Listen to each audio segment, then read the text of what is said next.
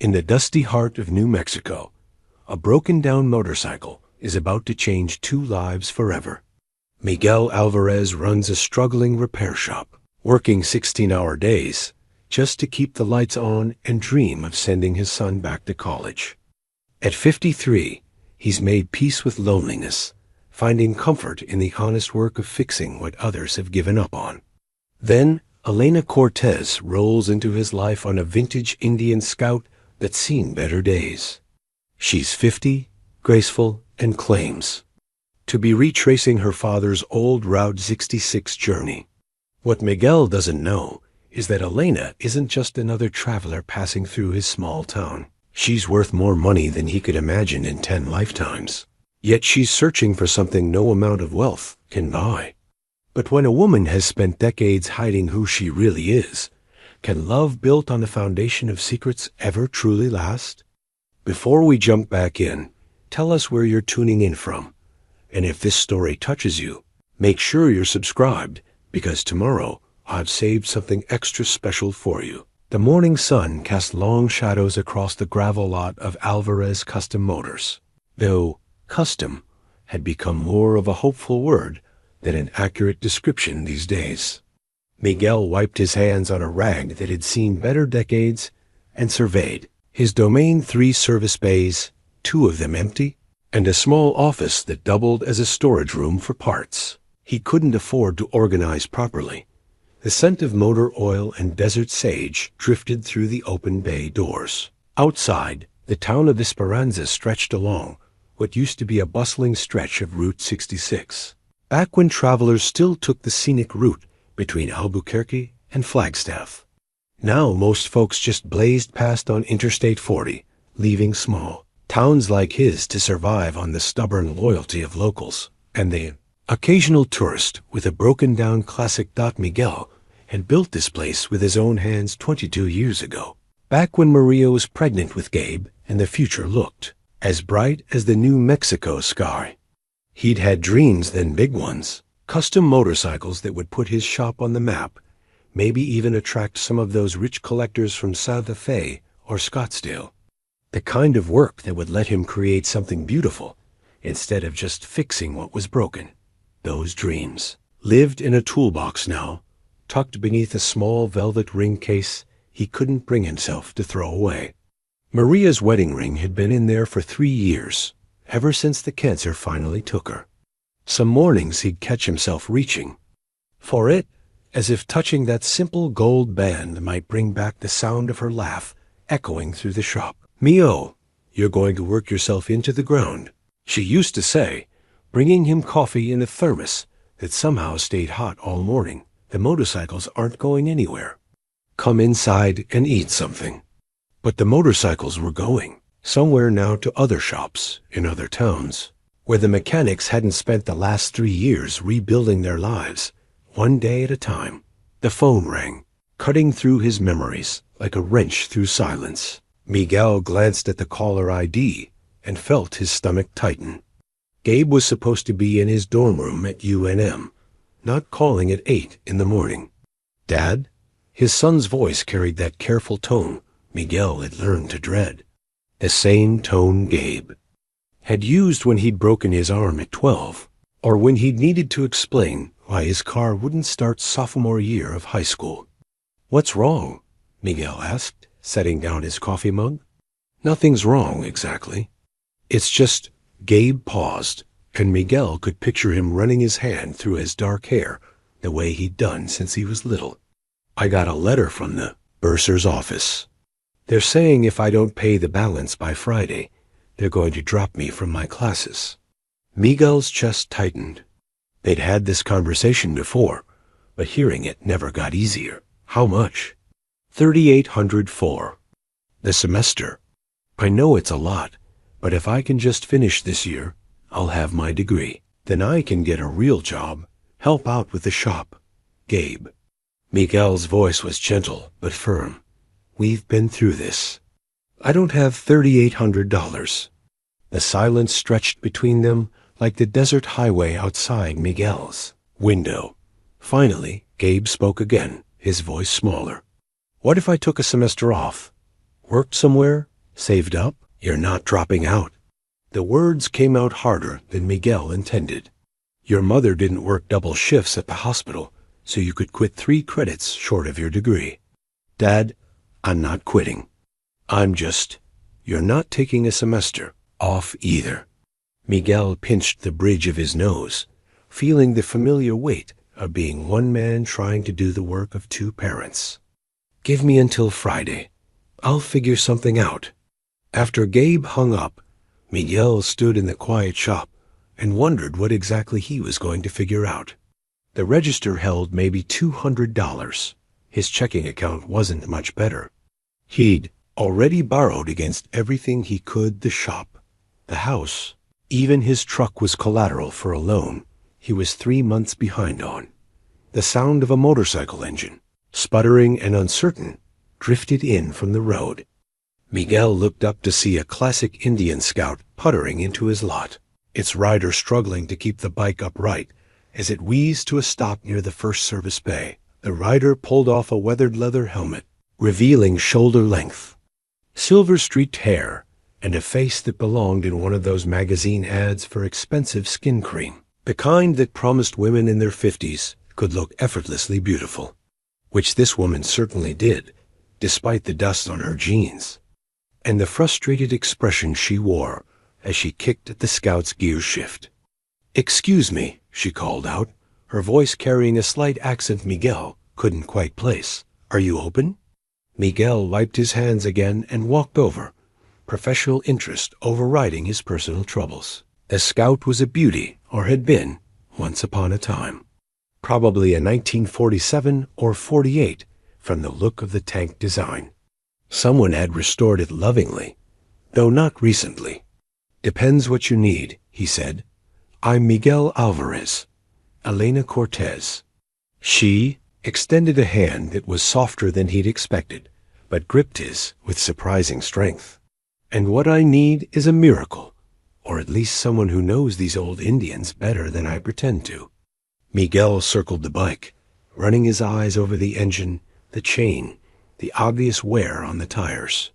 "She's been good to you for a long time, hasn't she? This was my father's bike." Elena's voice softened. "He used to take it up and down road. 66 when I was little. Called it his freedom machine. I'm trying to retrace one of his old trips, but she's been acting up since Flagstaff." "What kind of acting up?" "Engine cuts out when I'm going uphill. Sometimes she won't start at all. This morning I had to push her half a mile before she'd turn over." Miguel nodded, mentally cataloging the likely culprits. Probably the carburetor, maybe fuel lines. Nothing too complicated, but on a bike this old, finding the right parts could take time. Time this woman probably didn't have if she was just passing through. "I can take a look," he said. "But I'll be honest with you, parts for a 47 Scout don't exactly grow on trees around here. Might take a few days to get what she needs." Elena glanced around the shop, taking in the organized chaos of a working man's life. Her gaze lingered on a framed photo of Miguel, Maria, and a younger Gabe posed in front of a gleaming Harley-Davidson Miguel had built from the ground up. The bike was long gone now, sold to pay for Maria's medical bills, but the photo remained. "A few days might be exactly what I need," she said finally. "I'm not in any particular hurry. Sometimes the best journeys are the ones that force you to slow down." There was something in her voice that suggested she was talking about more than just motorcycle trouble. Miguel had heard that tone before in his own voice. During the long months after Maria's diagnosis, when every conversation had carried the weight of unspoken words. "Well then," he said, "let's see what your father's freedom machine has to say about that." As Miguel began his preliminary examination of the Scout, Elena wandered around the shop with the careful attention of someone who appreciated good craftsmanship. She paused at his workbench, where he'd been rebuilding a Sportster engine for Mrs. Henderson's grandson. "You do beautiful work," she said, running her fingers along the clean lines of the polished cylinder head. "Used to do more of it." Miguel adjusted the Scout's kickstand and opened the toolkit he'd carried for 20 years. These days it's mostly oil changes and brake pads. Not much call for custom work in a town this size. That's a shame. Work like this deserves to be seen. Miguel glanced up at her, surprised by the genuine appreciation in her voice. Most people looked at motorcycle engines and saw grease and noise. Elena was studying his work the way someone might examine a painting in a museum. Your father taught you about bikes? A little. Mostly he taught me about loving something enough to take care of it properly. Elena pulled a folded piece of paper from her jacket pocket, a road atlas page, worn soft with handling. This was his route. Albuquerque to Kingman, hitting every small town and scenic overlook along the way. He used to say the interstate would get you there faster, but Route 66 would get you there changed. Miguel examined the map, noting the careful annotations in faded ink. Someone had marked gas stations, diners, points of interest. The kind of planning that came from someone who understood that the journey mattered as much as the destination. Esperanza's on here, he said, pointing to a small star near their location. Desert Rose Cafe, Elena read from the notation. Best green chili cheeseburger in New Mexico, though I think the cafe's been closed for years. 10 years, Miguel confirmed. But Rosa Mendez still makes the best green chili cheeseburger in New Mexico. She just does it out of her food truck now, parks it at the gas station on weekends. Elena smiled, and Miguel noticed how it transformed her face. The careful, guarded expression she'd worn since arriving relaxed into something warmer, more genuine. Would you mind if I stayed in town while you work on the Scout? I passed a little motel coming in, the Desert Inn. Cleanest rooms between here and Gallup, according to Carol, who runs it. Though that's not saying much. It'll do. I've stayed in worse places. Elena folded the map carefully and tucked it back into her jacket. How long do you think the repairs might take? Miguel considered the question. Truthfully, he could probably have the Scout running properly within a day or two. But something about Elena's story, the careful way she'd spoken about her father, the worn map, the suggestion that she wasn't in any hurry made him think she might benefit from slowing down even more than she realized. Hard to say without getting into the engine, he said. Could be a few days. Could be a week, depending on what I find and how long it takes to get parts shipped in. That's fine. I haven't had a real break in longer than I can remember. As Elena gathered her riding gear and prepared to walk to the motel, Miguel found himself watching her with professional curiosity mixed with something else he wasn't quite ready to name. She moved with the confidence of someone accustomed to being in control, but there was something carefully constructed about her composure, like she was playing a role she'd practiced until it felt natural. Elena, he called as she reached the edge of his lot. If you're going to be in town for a few days, you should know Rosa parks her truck at the gas station tomorrow around noon. Green chili cheeseburgers worth the wait. Thank you. She paused, looking back at him with an expression he couldn't quite read. It's been a while since anyone gave me directions to anywhere. After she left, Miguel returned to the Scout and began his examination in earnest. The engine was indeed having carburetor problems, but nothing catastrophic.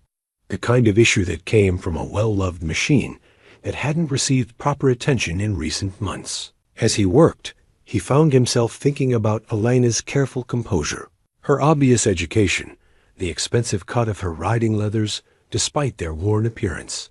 Everything about her suggested money, but not the flashy kind he occasionally saw when wealthy tourists stopped for gas.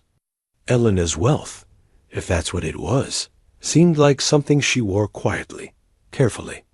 Like she was used to hiding it. Miguel had learned not to ask too many questions about his customers' stories. People came to him with broken machines and complicated lives, and his job was to fix what he could and mind his own business about the rest. But as he adjusted the Scout's carburetor and felt the engine respond with a satisfied purr, he couldn't shake the feeling that Elena Cortez was carrying more than just her father's memories on this journey. The question was whether she was running toward something or away from it. And why? For the first time in 3 years, Miguel found himself hoping she might stick around long enough for him to find out. Miguel stared at the envelope in his hands, though he'd already read the contents 3 times. The letterhead was official, bureaucratic, and unforgiving. University of New Mexico Office of Student Accounts. The words blurred together after the first paragraph, but the bottom line remained crystal clear. Gabe had until Friday to pay $3,847 or face academic suspension, 3 credits short of his mechanical engineering degree. The paper trembled slightly as Miguel set it on his workbench next to the Scout's carburetor. Thursday afternoon. That gave him exactly 18 hours to produce money he didn't have for a son who deserved better than a father who couldn't provide it.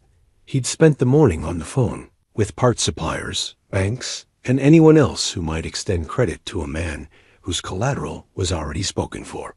The Scout needed a fuel pump rebuild kit that would cost $47, money Miguel would normally spend without thinking twice. Now even that seemed like an impossible luxury.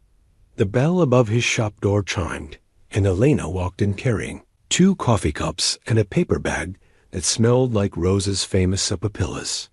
She'd changed out of her riding leathers into a simple sundress that somehow made her look both more approachable and more elegant at the same time. Thought you might need some fuel, she said, setting the coffee on his workbench. Her eyes caught the letter before Miguel could fold it away. I'm sorry, I didn't mean to intrude. It's fine. Miguel's voice came out rougher than he intended. He folded the letter and slipped it into his shirt pocket, but the damage was done. Elena had seen enough. Your son? Miguel nodded, not trusting himself to explain without his voice breaking. 3 years of holding everything together, of being strong for Gabe while grieving Maria, of working 18-hour days to keep the shop afloat. It all sat in his throat like a stone. Elena was quiet for a long moment, studying his face with an intensity that made Miguel uncomfortable. Finally, she spoke. Mechanical engineering? How did you... The textbooks on your desk. Advanced materials and manufacturing processes. I noticed them yesterday. Elena sipped her coffee, her expression thoughtful. Smart kid. Gets it from his mother. Maria was the smart one in the family. Miguel managed a small smile. Abe's been maintaining a 3.7 GPA while working part-time at a campus bike shop. Kid hasn't taken a real break since high school. And he's 3 credits short of graduating. Miguel pulled the letter back out, needing to look at the numbers again, as if they might have changed. 1 semester. That's all he needs. But the university doesn't care about potential, or work ethic, or the fact that his mother worked herself into the ground to save for his education. They just want their money. Elena set down her coffee cup with the deliberate care of someone making a decision. How much? Elena. How much, Miguel? He looked at her then, really looked, and saw something in her expression that reminded him of Maria in her most determined moments. A kind of look that said arguing would be pointless. $3,847, he said. Quietly. Elena nodded, as if he'd quoted her the price of a cup of coffee. I can. No. The word came out harder than Miguel intended. Absolutely not. Miguel, listen. No, you listen. Miguel stood up, suddenly needing to move, to do something with the frustration and shame burning in his chest. I don't take charity. I've never taken charity. Not when Maria was sick, not when the shop was failing, not now. It wouldn't be charity. Elena's voice remained calm, reasonable. It would be a loan. You could pay me back when what? When the shop starts making money again? When I win the lottery? Miguel laughed, but there was no humor in it. Elena, I appreciate the offer. I really do. But I can't pay you back. Not next month, not next year, maybe not ever. Elena stood as well, moving closer until she was near enough that Miguel could smell her perfume. Something light and expensive that reminded him of the fancy department stores in Albuquerque Maria used to window shop in when they were first married. "What if it wasn't a loan?" she said quietly. What if I hired you to do some work? Restoration project, maybe. Something that would pay enough to cover Gabe's tuition. Miguel stared at her. "Elena, I appreciate what you're trying to do, but I've seen your bike. It's a $47 repair, not a $4,000 restoration. I have other bikes." "Where?" Elena hesitated, and in that pause, Miguel caught a glimpse of something she was trying to hide. Storage. "In Albuquerque. Inherited them from my father along with the Scout. I've been meaning to get them restored. I just haven't found the right person for the job." It was a lie. Miguel could hear it in the way her voice went carefully neutral, see it in the way she wouldn't quite meet his eyes. But it was a kind lie, the sort meant to preserve dignity rather than deceive. The kind Maria might have told if their situations were reversed. "Elena." Miguel's voice was gentle now. "Who are you?" She looked up at him then, and for a moment her careful composure cracked. Miguel saw exhaustion there, and loneliness, and something that looked almost like fear. "I'm someone who knows what it's like to lose a parent," she said finally. "And someone who thinks your son deserves to finish his degree." They stood there in the afternoon light, streaming through the shop windows, the Scout's engine cooling with small metallic sounds between them. Miguel felt the weight of pride, warring with love for his son, the familiar battle between wanting to provide everything and accepting that sometimes everything wasn't enough. "If I let you help," he said carefully, "it has to be legitimate work. Real restoration projects, fair market value. I won't take your money any other way." Elena's smile was radiant. "I wouldn't have it any other way. And I want to meet these bikes first, see what I'd be getting into." "Of course. And it's a loan, not a gift, even if it takes me 20 years to pay back, Miguel." Elena reached out and touched his arm, her fingers warm against his skin. "Your son is going to be an engineer. Do you know how proud Maria would be?" The stone in Miguel's throat finally broke loose, and he had to turn away before Elena saw the tears in his eyes. When he turned back, she was studying the letter again, her expression businesslike. "We'll need to wire the money tonight to make the Friday deadline," she said. "I can arrange that. And we should drive to Albuquerque this weekend so you can look at those other bikes." Miguel nodded, not trusting his voice. Elena folded the letter and handed it back to him, then picked up her coffee as if they'd just discussed the weather. "How's the Scout coming along?" she asked. "Should have her running by tomorrow afternoon." Miguel's voice was steady again, though his hands still shook slightly as he returned to his workbench. "Fuel pump needed rebuilding, but she's got good bones, like her owner," Elena said quietly. Miguel looked up, startled by the affection in her voice. Elena was watching him with an expression he couldn't quite read, part admiration, part something deeper that made his chest tighten in a way that had nothing to do with Gabe's tuition bill. "Elena," he said, "I don't know how to thank you." "Don't thank me yet. Wait until you see how much work those other bikes need." She stayed while Miguel finished adjusting the Scout's carburetor, asking intelligent questions about the engine and sharing stories about riding with her father when she was younger. As the afternoon wore on, Miguel found himself relaxing in her presence, the weight of financial panic slowly lifting from his shoulders. When Elena finally left to make arrangements for the wire transfer, Miguel called Gabe. "Dad?"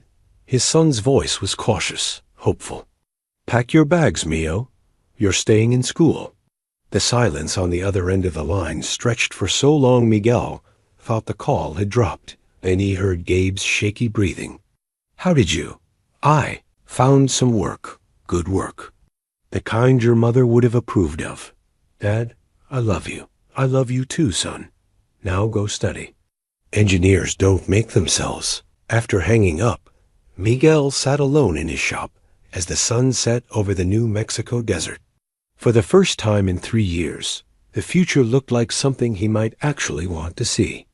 And Elena Cortez, with her mysterious generosity and careful secrets, was somehow at the center of it all.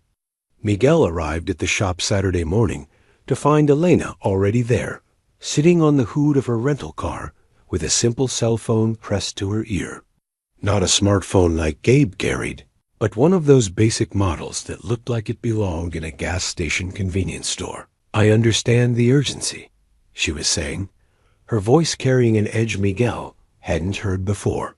"But I'm unavailable for the next 2 weeks. Handle it without me." She ended the call with more force than the little phone probably required, and slipped it into her jacket pocket. When she noticed Miguel watching, her expression softened back into the easy smile he'd grown accustomed to. "Work?" he asked, unlocking the shop door. "Former work. Some people have trouble understanding the concept of a vacation." Miguel didn't press, though something about her tone suggested it wasn't entirely true. In his experience, people who could afford to disappear for 2 weeks without consequence usually weren't the type to carry bargain phones and stay at the desert inn. "Coffee's already made," Elena said, following him inside. "And I brought breakfast burritos from Rose's truck." "You've been busy. Couldn't sleep. I'm not used to places this quiet." Miguel glanced at her as he started his morning routine, checking the scout's progress, organizing tools, reviewing the day's work. Elena seemed genuinely content to watch him work, asking thoughtful questions about his process and listening to his answers with the attention of someone who actually cared about the details. "Where do you usually sleep?" he asked, beginning the scout's final adjustments. "Cities, mostly. Hotels where the ice machine hums all night and traffic never stops." Elena perched on a clean section of his workbench. "This is the first place I've stayed where I could actually hear myself think. That can be dangerous." "How so?" Miguel paused in his work, considering how to explain something he'd learned during the long months after Maria's death. "Sometimes the noise is what keeps you moving forward. When it gets quiet, you start remembering things you've been trying to forget." Elena was quiet for a long moment. "What kinds of things?" "Conversations you should have had, chances you didn't take, people you let down." Miguel tightened a connection on the scout's fuel line. "After Maria died, I couldn't stand the quiet. Used to keep the radio on all night, just to have something else to listen to besides my own thoughts. And now? Now I figure the quiet's not going anywhere. Might as well make peace with it." Elena's cheap phone buzzed against her leg, but she ignored it. "Tell me about Maria." Miguel's hands stilled on his tools. People usually avoided asking direct questions about his wife, tiptoeing around her memory like it might shatter if handled too roughly. Elena's straightforward request was somehow both startling and refreshing. She was a nurse at the regional hospital, worked pediatric oncology. Miguel resumed his work, finding it easier to talk while his hands were busy. Toughest job in the building, but she said sick kids needed someone who still believed in happy endings. Sounds like she was good at it. The best. Parents used to request her specifically. Kids would ask when Nurse Maria was coming back. Miguel smiled at the memory. She had this way of making everyone feel like they were the most important person in the room, even me, after 20 years of marriage. Elena's phone buzzed again. This time she pulled it out, glanced at the screen, and powered it off entirely. "Important call?" Miguel asked. "Not important enough." Elena slipped the phone back into her pocket. "What would Maria think of you helping a stranger with motorcycle problems?" "She'd probably say I was being too suspicious and ask why I hadn't invited you for dinner yet." The words were out before Miguel realized what he'd said. Elena looked up, surprised, and Miguel felt heat rise in his neck. He wasn't sure when casual conversation had turned into something that felt dangerously close to flirtation. "Is that an invitation?" Elena asked, her voice carefully neutral. Miguel straightened up, meeting her eyes directly. "Would you like it to be?" "Yes." The simple answer hung between them like a challenge. Miguel had expected deflection, maybe polite interest. Elena's directness left him momentarily speechless. "Good," he managed finally. "Because Rosa's burritos are fine for breakfast, but I make a mean carne adobada. Deal, but I'm bringing wine." "You don't have to, Miguel." Elena's voice was gentle but firm. "Let me contribute something, please." He nodded, understanding that this was about more than just wine. Elena seemed to need to feel useful, to contribute rather than simply receive. Miguel recognized the impulse. It was the same one that made him struggle to accept her help with Gabe's tuition. The Scout's engine turned over on the first try, purring with the satisfied sound of a machine that knew it was properly cared for. Elena clapped, genuinely delighted, and Miguel felt a pride that had nothing to do with mechanical skill. "She sounds beautiful," Elena said, ready for whatever Route 66 can throw at her. Miguel wiped his hands on a clean rag. "Want to take her for a test ride?" Elena's face lit up. "Together? If you trust my riding, I trust your everything." The comment was offhand, casual, but it hit Miguel like a physical blow. When was the last time someone had said they trusted him? When was the last time he'd felt worthy of that trust? They spent the morning riding through the desert outside Esperanza, the Scout running smoothly beneath them as they traced the old highway through landscape that seemed to stretch forever. Elena rode behind Miguel, her arms around his waist, her laughter mixing with the wind when he opened up the throttle on the straight stretches dot at lunch. They stopped at a scenic overlook where Elena spread out her father's Route 66 map on a Kunz picnic table weathered by decades of desert sun. She traced their route with her finger, pointing out stops her father had marked for future visits. "He never made it back to most of these places," she said, her voice wistful. "Always said he'd have time later when work slowed down." "What kind of work did he do?" Elena hesitated. The same pause Miguel had noticed whenever conversation turned to personal details, business, import-export stuff. Kept him traveling most of the time.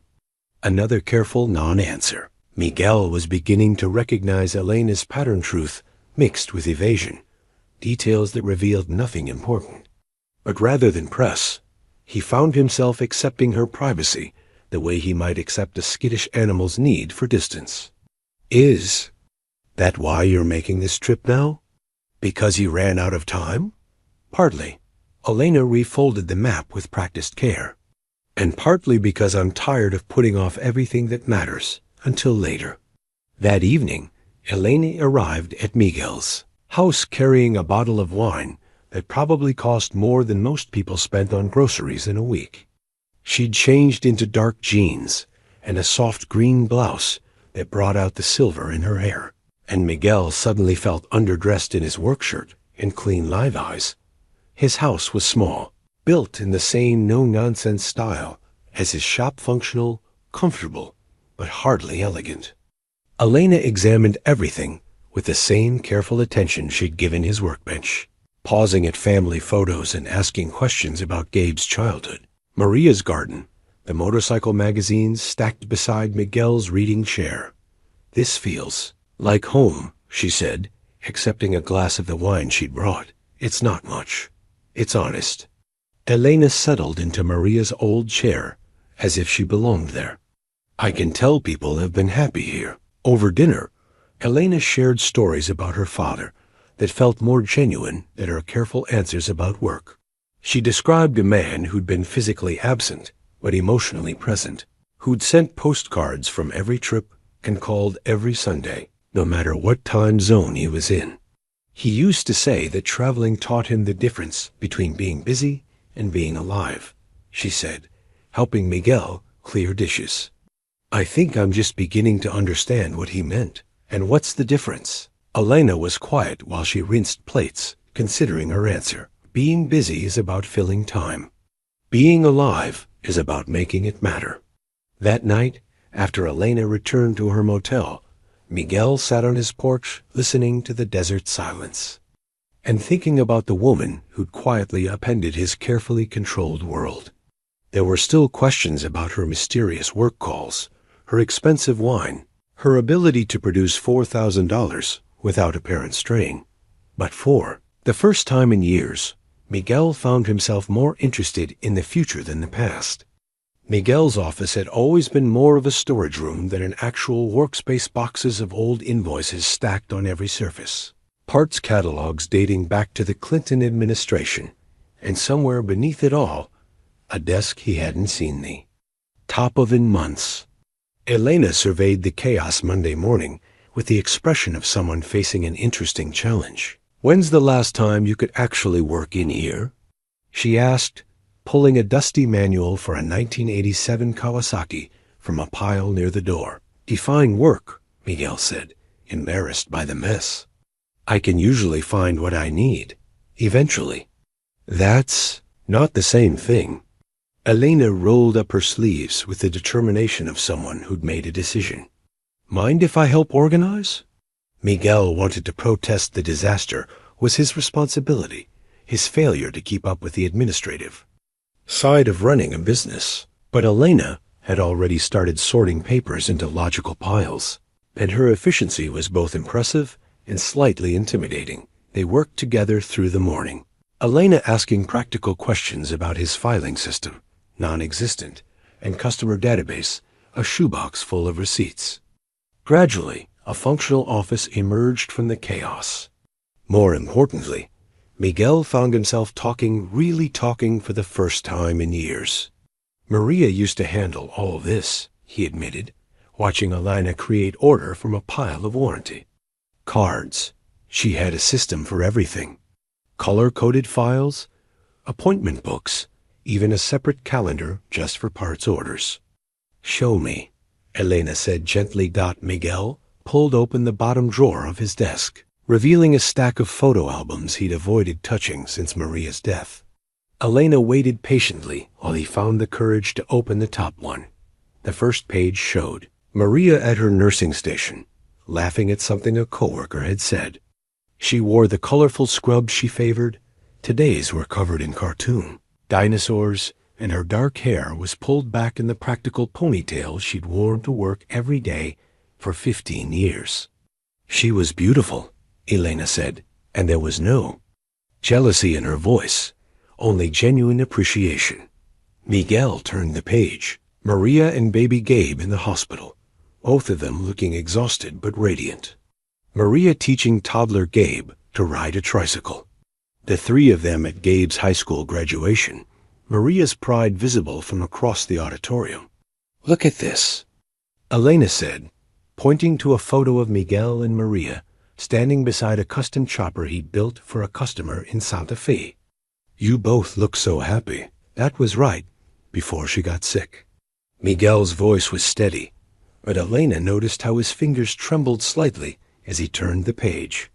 "We were planning to expand the shop, maybe hire an apprentice.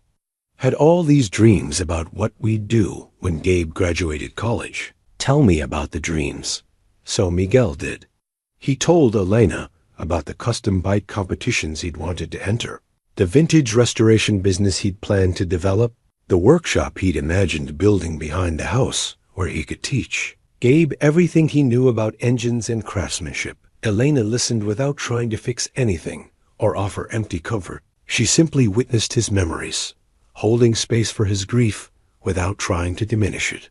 When Miguel's voice finally broke, talking about the morning, Maria hadn't been strong enough to come to the shop. Elena handed him a tissue and continued, organizing invoices as if tears were perfectly normal and nothing to be ashamed of. "She would have liked you," Miguel said eventually. "How can you be sure?" Miguel considered the question, looking around the newly organized office. "Because you see what needs doing and you do it. Because you don't try to fix everything at once. And because you make me remember who I used to be before I got so tired. Elena's hands stilled on the paper she was sorting. Who were you before? Someone who believed in second chances. Someone who thought the future was worth planning for. Miguel closed the photo album gently. Someone who wasn't afraid to hope for things. And now? Now, I'm starting to remember what hope feels like. Elena's cheap phone buzzed insistently. From her jacket pocket. She glanced at it, frowned, and powered it off again without answering. You sure that's not important? Miguel asked. I'm sure. Elena's voice carried a finality that discouraged further questions.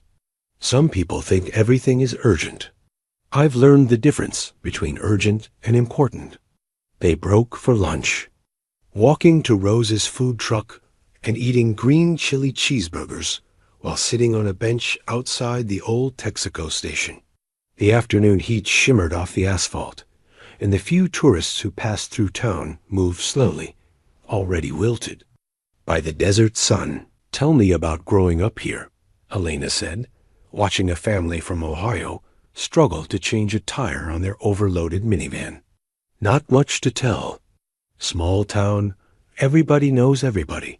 Nothing ever changes. Miguel watched the family too, automatically assessing their problem.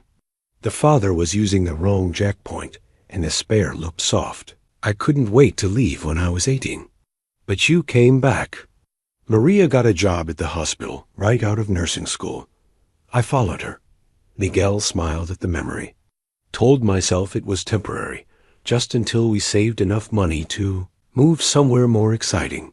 What changed your mind? Gabe was born here. Maria's parents lived here. After a while, temporary started feeling like home. Miguel stood up, unable to watch the struggling family any longer. Excuse me for a minute. Elena watched him approach the tourists, his body language shifting into the confident competence she'd observed when he worked on motorcycles. Within minutes, he had their tire changed and was checking their spare pressure with a gauge from his pocket. The family tried to pay him, but Miguel waved them off, accepting only their thanks and a promise to drive safely. You're a good man, Miguel Alvarez, Elena said when he returned to the bench. Just can't stand watching people struggle with something I can fix. That's what makes you good. That evening, Elena helped Miguel prepare dinner again, this time at her insistence. She moved around his kitchen with surprising efficiency, chopping vegetables while he seasoned the pork for carnitas. They worked together with an easy rhythm. It felt both new and familiar, as if they'd been cooking together for years instead of days. Can I ask you something? Miguel said, adjusting the heat under the Dutch oven. Of course. Why are you really here? Elena's knife paused mid-chop. What do you mean? I mean, you could have had your bike fixed in Albuquerque or Flagstaff. Better, shops, faster service. But you came to a place most people have never heard of, to a mechanic who operates out of what's basically a garage. Miguel turned to face her. And now you're staying longer than any repair could possibly take. So I'm wondering why here? Why me? Elena set down her knife and leaned against the counter, studying his face. For a moment, Miguel thought she was going to deflect again, offer another carefully vague answer. Instead, she surprised him with something that sounded like complete honesty. Because when I walked into your shop, you looked at me like I was just a person with a broken motorcycle, not a project to be managed or a problem to be solved or an opportunity to be exploited, just someone who needed help. Elena's voice was quiet, but steady. Do you know how rare that is? Elena, I know you have questions about me. I know some of my answers don't quite add up, but I need you to trust that I'm not trying to hurt you or take advantage of you. She paused, searching for words. I'm just trying to remember what it feels like to be seen as myself instead of as what I represent. Miguel moved closer, close enough to see the vulnerability she was trying to hide behind her careful composure. What do you represent? Too much. For too many people. Elena's smile was sad but genuine. But not for you. With you, I get to just be Elena. Miguel reached up and tucked a strand of silver hair behind her ear, his calloused fingers gentle against her skin. I like Elena, even with all the secrets. Everyone has secrets. The question is whether they're the kind that hurt people or the kind that protect them. Elena leaned into his touch, her eyes closing briefly. When she opened them again, Miguel saw something that looked like relief. Thank you, she whispered. For what? For letting me be here, for not pushing, for making me remember that some good things are worth the risk. Miguel kissed her then, soft and careful, tasting the salt of tears she hadn't realized she'd shed. Elena kissed him back with a hunger that spoke of loneliness and hope in equal measure, her arms circling his neck as if she was afraid he might disappear. When they finally broke apart, the carnitas were perfect, and the sun was setting through Miguel's kitchen window, painting everything golden. Elena smiled up at him, her careful mask finally gone, and Miguel thought that maybe, just maybe, the future might hold more second chances than he dared to imagine. The third week of Elena's stay fell into a rhythm that felt dangerously close to domestic bliss. She arrived at the shop each morning with coffee and conversation, spent her days reading in the office while Miguel worked, and her evenings cooking dinner with him in his small kitchen. To anyone watching, they looked like a couple who'd been together for years, rather than strangers who'd met by accident. That Miguel tried not to think too hard about how natural it all felt. He'd learned to live with loneliness after Maria's death, had made peace with the idea that some parts of his life were finished forever. Elena's presence was disrupting that carefully constructed acceptance in ways that were both thrilling and terrifying. You know people are talking, his neighbor Frank mentioned Wednesday morning, leaning against the fence that separated their properties while Miguel checked his mailbox. People always talk, Frank. It's the local entertainment. Mrs. Henderson says that motorcycle of hers is worth more than most people's houses. Frank pulled his baseball cap lower against the morning sun. Says bikes like that don't just show up in places like Esperanza unless someone's running from something. Miguel felt his jaw tighten. Frank was a good neighbor and a decent man, but he'd never quite understood the concept of minding his own business.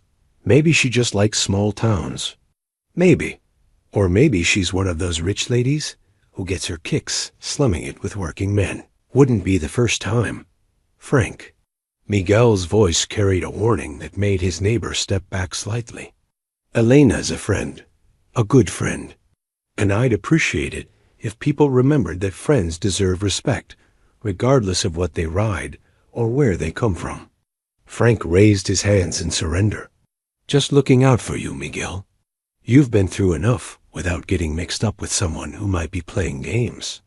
After Frank left, Miguel found himself studying Elena with new eyes when she arrived at the shop. Her clothes were simple but well made, her jewelry understated but clearly expensive. The designer sunglasses she'd forgotten on his workbench the day before probably cost more than he made in a week. Everything okay? Elena asked, noticing his scrutiny. People are curious about you. What kinds of curious? Miguel hesitated, then decided on honesty, the kind that wonders what a woman with a $40,000 motorcycle is doing in a town where most people drive 20-year-old pickups.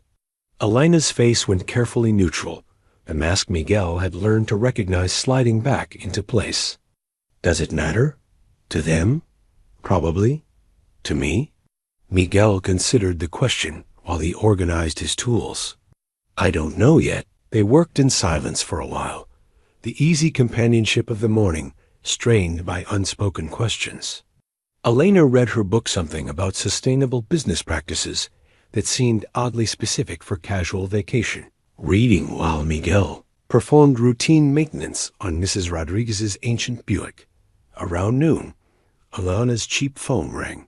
She glanced at it, frowned, and stepped outside to answer. Through the open bay door, Miguel could hear fragments of her conversation words, like acquisition and board meeting and fiduciary responsibility. That didn't match her story about being between jobs. When she returned, Elena looked tired, in a way that had nothing to do with physical exhaustion. "Work again?" Miguel asked. "Former work. They're having trouble accepting my resignation. Must have been an important job." Alana sat on the edge of his workbench, her legs swinging like a child's. "Important to some people, not so much to me." "What kind of work was it?" "The kind that looks impressive on paper and feels empty in practice." Elena's voice was bitter. "Lots of meetings, lots of money, lots of people who think your value is measured by your net worth." Miguel wiped his hands on a rag, studying her face. "Is that why you left?" "Partly. Also because I was tired of being valued for what I could provide instead of who I am." Elena's smile was sad. "Sounds pathetic, doesn't it? Poor little rich girl complaining about having too much money." "Sounds lonely," Miguel said gently. Elena looked up at him, surprised by his understanding instead of judgment. "It is. Haven't had a real conversation with anyone in months, maybe years, who wasn't trying to get something from me." "What about your family?" "What family?" Alana's laugh held no humor. "My father worked himself to death, and my mother died when I was 12. No siblings, no children, no close relatives who aren't more interested in inheritance than relationship." Miguel felt something shift in his chest, a protective instinct he hadn't experienced since Gabe was small. Elena's carefully constructed independence suddenly looked less like confidence and more like survival. "That's why you're here," he said, understanding flooding through him. "You're not running away from something. You're looking for something." Maybe. Elena slipped off the workbench and picked up her book, but Miguel could tell she wasn't really seeing the pages. "Or maybe I'm just tired of being alone." That afternoon, they drove to the Overlook where they'd shared lunch the previous week. Elena brought her father's map again, but instead of planning routes, they sat in comfortable silence watching hawks circle in the thermal updrafts above the desert. "Miguel," Elena said eventually, "what would you do if money wasn't an issue?" "You mean if I won the lottery?" "I mean if you never had to worry about money again. If you could do anything, be anything, what would you choose?" Miguel considered the question seriously. "Build bikes, I guess. Not for customers who want chrome and noise, but for people who understand that a motorcycle should be art as much as transportation. Maybe teach young mechanics the old techniques that are getting lost to computerization." "You could do that." "With what capital?" "A shop like that would require serious investment equipment, space, materials, and it would take years to build a reputation." Elena was quiet for a long moment. "What if someone believed in your vision enough to invest in it?" "Elena, not as charity, as a business proposition. Someone who recognized quality and wanted to support it." Miguel turned to look at her, seeing something in her expression that made his pulse quicken. "Are we still talking hypothetically?" "I don't know. Are we?" Before Miguel could answer, Alana's phone rang again. This time she answered it immediately, her voice shifting into the crisp, professional tone Miguel had never heard her use. "I told you I'm unavailable for 2 weeks, she said, standing and walking away from the bench. "I don't care what the Tokyo office thinks about the timeline." Miguel couldn't hear the other side of the conversation, but Elena's body language grew increasingly tense as she paced near the edge of the Overlook. "No, David, you cannot make that decision without board approval," she said, her voice sharp with authority. "I don't care if I'm technically on leave. Some things still require my signature." She ended the call and stood with her back to Miguel for several minutes, her shoulders rigid with frustration. When she finally returned to the bench, her mask was firmly back in place, but Miguel could see the cracks around the edges. "Everything okay?" "Fine. Just people who don't understand boundaries." Elena sat down but didn't relax, her posture alert and defensive. "Where were we?" "You were talking about investing in hypothetical motorcycle shops." Elena managed a smile that didn't reach her eyes. Right, hypothetical.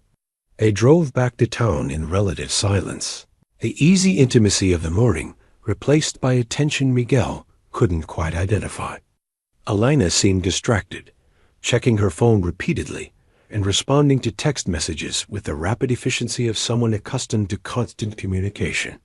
"You know," Miguel said as they pulled into his driveway, "if you need to get back to your life, I understand. The Scout's running perfectly now." Elena looked at him sharply. "Is that what you want?" "What I want and what makes sense aren't always the same thing, Miguel." Elena reached across the truck's bench seat and took his hand. "I don't want to leave, but I also don't want to keep lying to you." "Then don't. It's not that simple." "It never is." Miguel squeezed her fingers gently. "But maybe we could start with something small, something true." Elena was quiet for a long moment, staring at their joined hands. "My father didn't just own a few motorcycles. He owned hotels, dozens of them, all over the world." "Hotels?" "Cortez International. Maybe you've heard of them." Miguel had heard of them.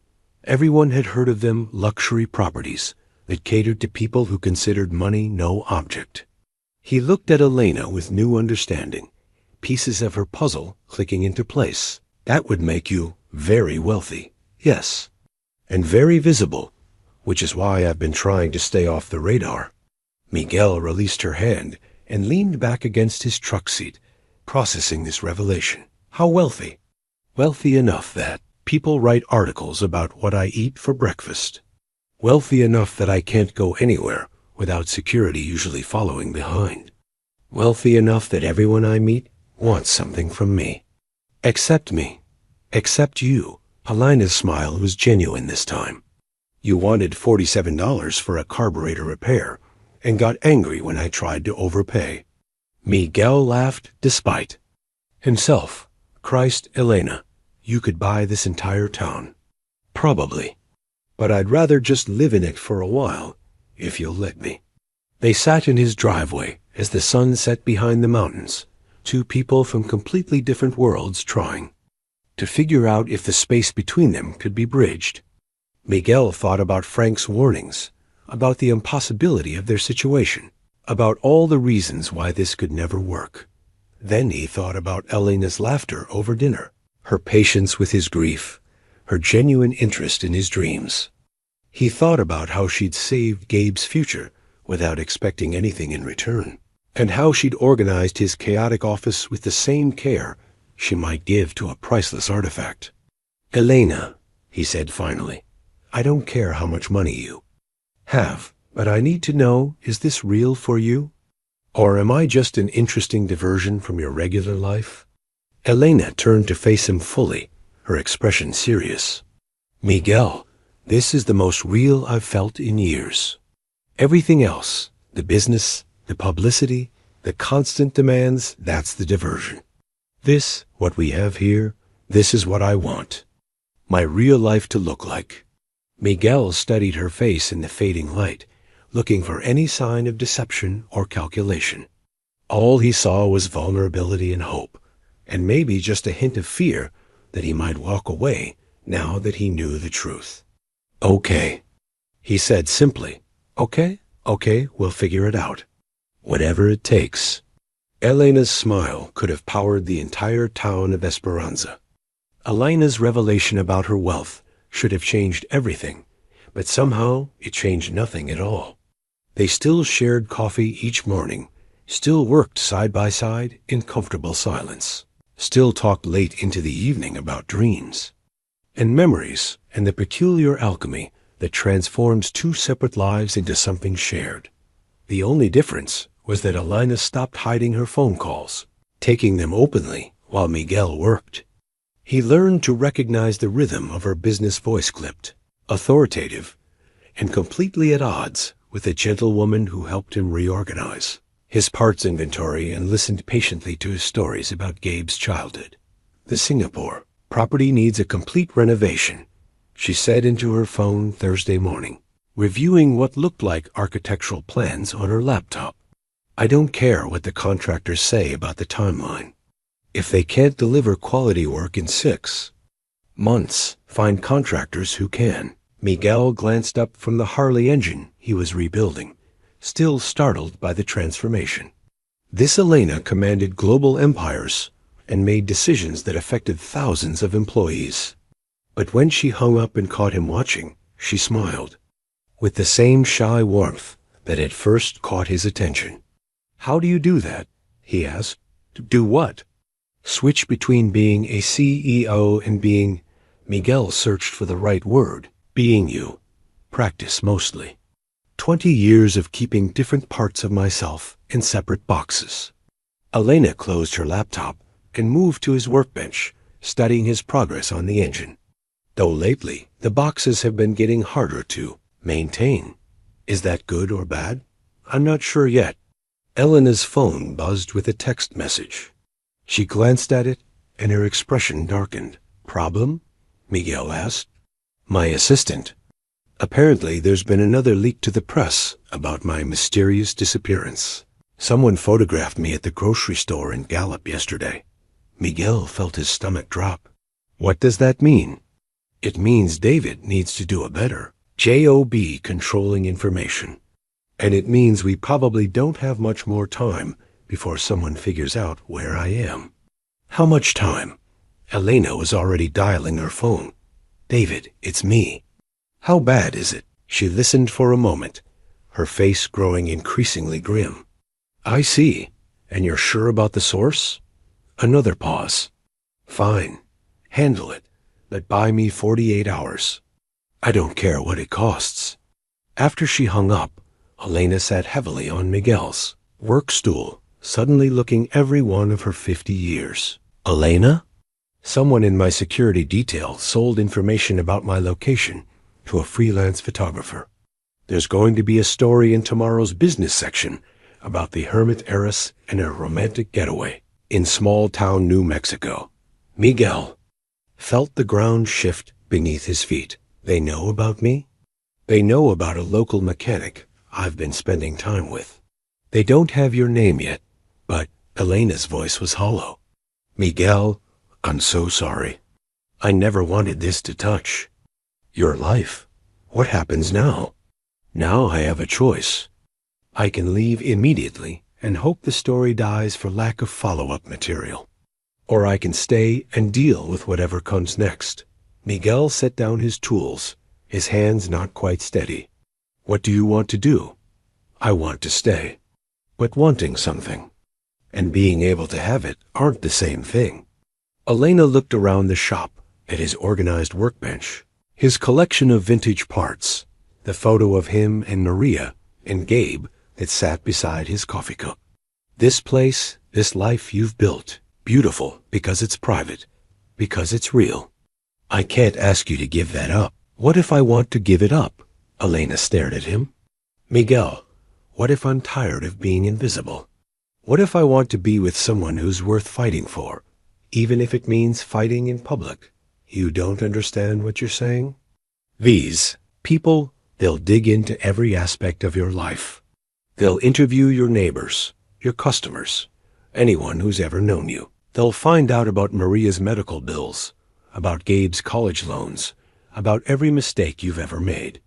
And they'll print it all because it makes good copy." Miguel was quiet for a long moment, considering the magnitude of what Elena was describing. Then he surprised himself by laughing. "What's funny?" Elena asked. "I've been worried about people finding out I can't afford my son's tuition. Meanwhile, you've been worried about people finding out you could afford everyone's tuition." Miguel wiped his hands on a clean rag and moved closer to Elena's stool. "Maybe it's time we both stop being ashamed of who we are." "Miguel, you don't know what you're asking for." "I'm not asking for anything. I'm offering something." Miguel cupped Elena's face in his hands, his thumb tracing the line of her cheekbone. "I'm offering to stand next to you, whatever comes next, if you want me there." Elena's eyes filled with tears she'd been holding back for days. "What about your privacy? Your quiet life?" "My quiet life was just another word for lonely." And privacy's overrated if it means keeping secrets from people I care about. Elena's phone rang again. This time she answered it without stepping away from Miguel. What is it, David? She listened for a moment, then sighed. No, don't issue a denial. Issue a statement instead. She looked at Miguel, seeking permission. He nodded. Say that Elena Cortez is taking a well-deserved personal leave to spend time with friends in New Mexico, and that her private life remains private. Period. After she hung up, Miguel kissed her forehead gently. Friends?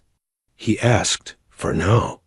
Until I'm sure you know what you're getting into. Elena, I'm 53 years old. I've buried a wife, raised a son, and kept a business alive through recession and personal catastrophe. I think I can handle dating a hotel heiress. Elena laughed through her tears. Dating? Well, we'll have to work up to it. Start with hand-holding, maybe progress to dinner and a movie. Miguel Alvarez, are you asking? Me out on a proper date? I'm asking if you'd like to have dinner somewhere other than my kitchen. Somewhere with tablecloths and wine lists and other people who might see us together. Are you sure?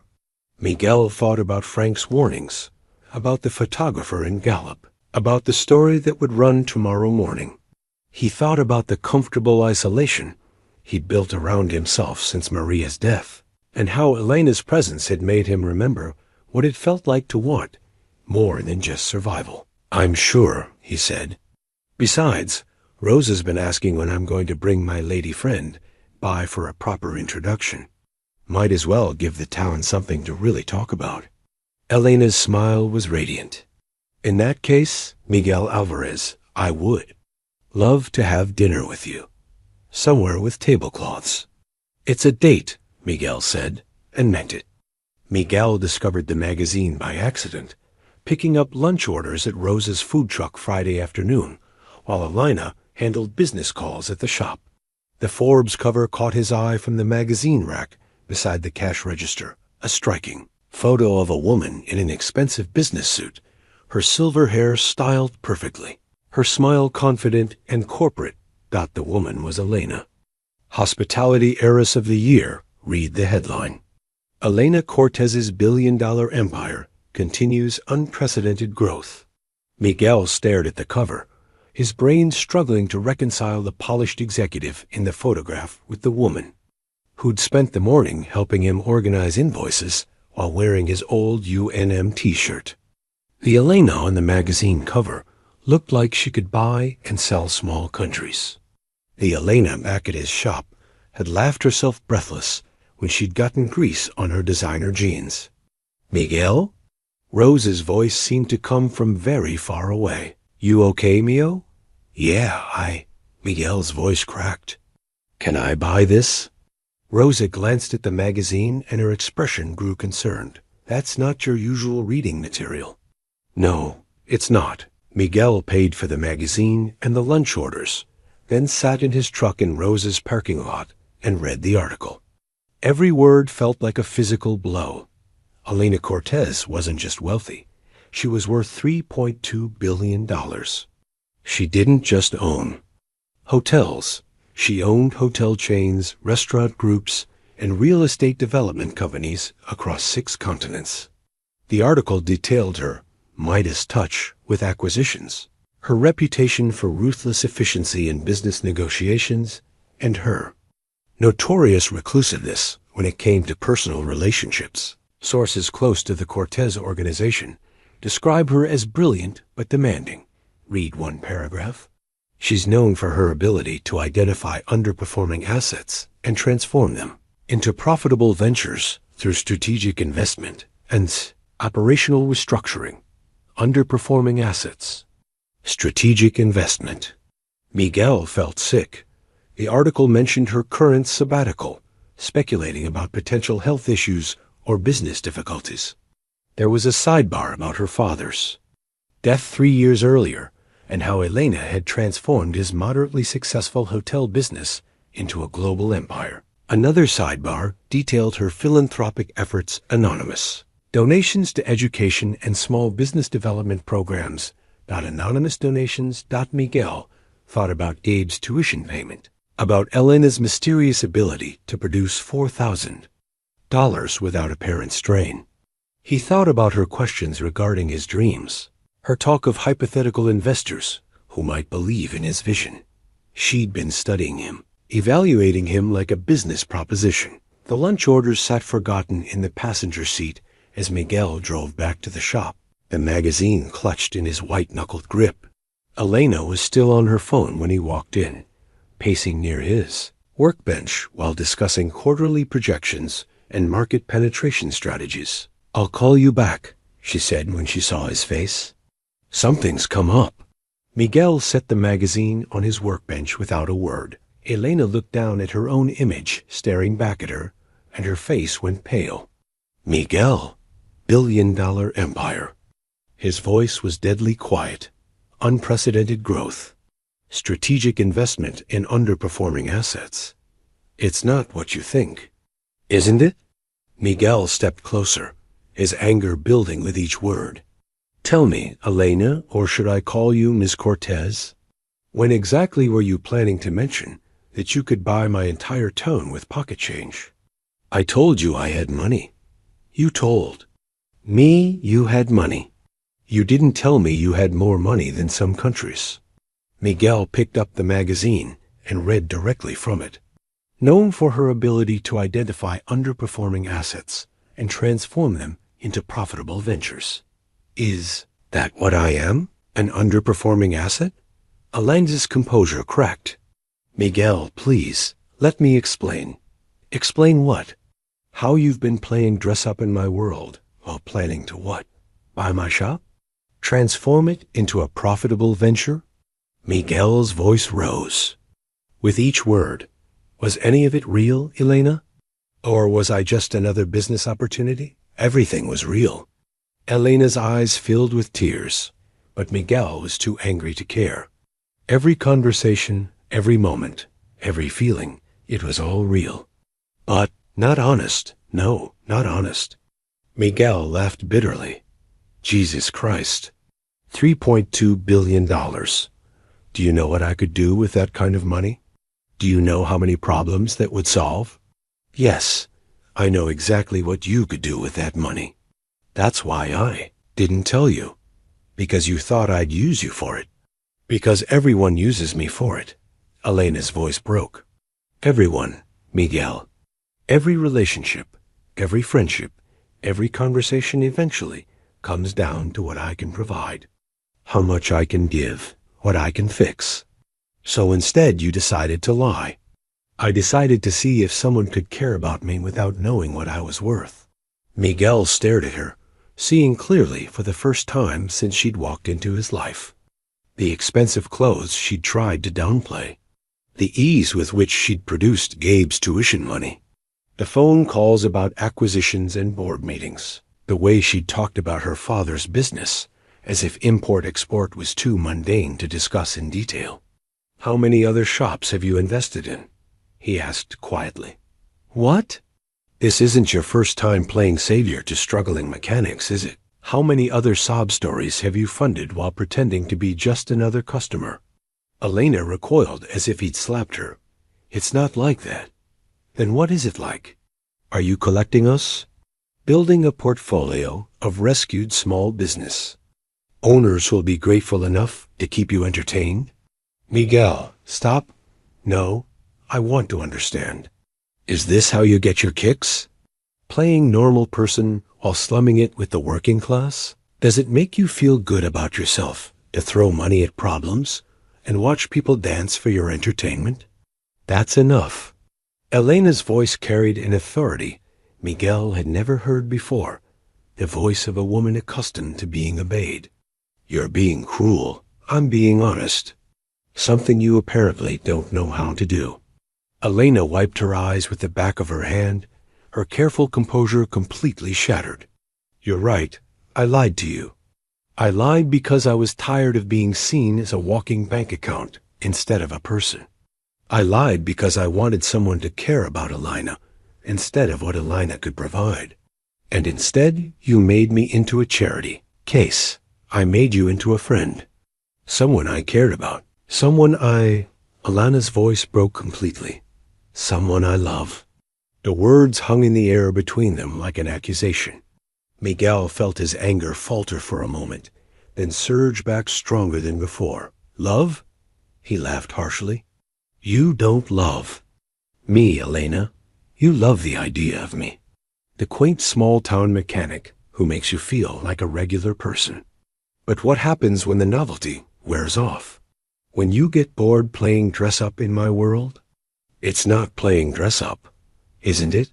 When was the last time you went more than a day without checking on your business empire? When was the last time you chose this life over that one? Elena had no answer for that. Miguel walked to his workbench and picked up the photo of him and Maria and Gabe, studying it as if seeing it for the first time. You know what the worst part is? I actually believed you cared about me, about this place. I thought maybe, for the first time since Maria died, I'd found someone who saw something worth loving in my life. I do see something worth loving. No. You see something worth fixing. Something you can improve with your money and connections and strategic investments. Miguel set the photo down carefully. But I don't want to be your project, Elena. I don't want to be saved.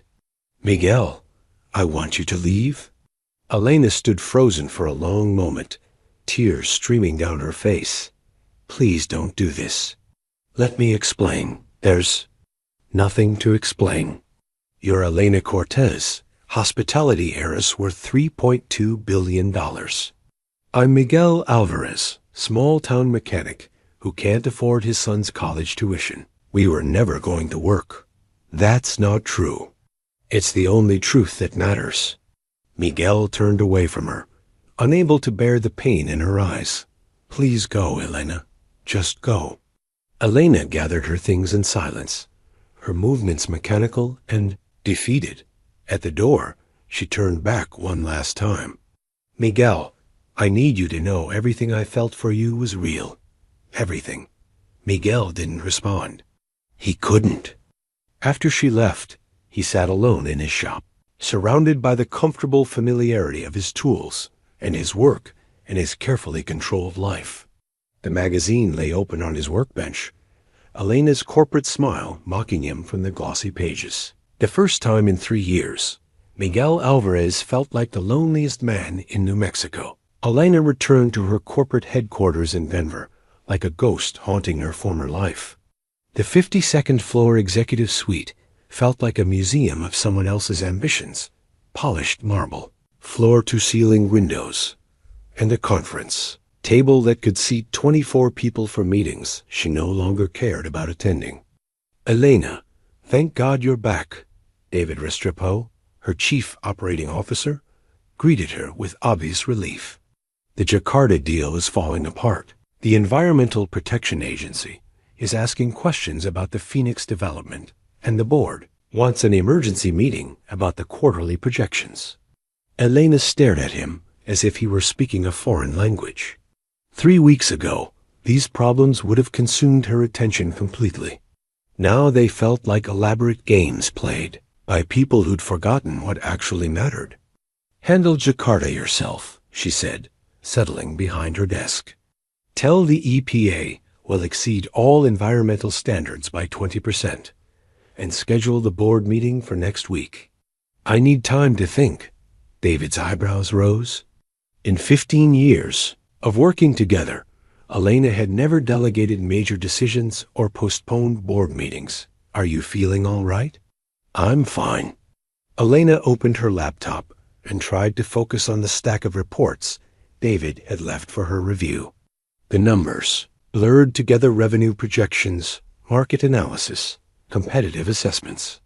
None of it seemed real anymore. Her assistant knocked and entered without waiting for permission, a habit that usually irritated Elena, but now barely registered. Ms. Cortez?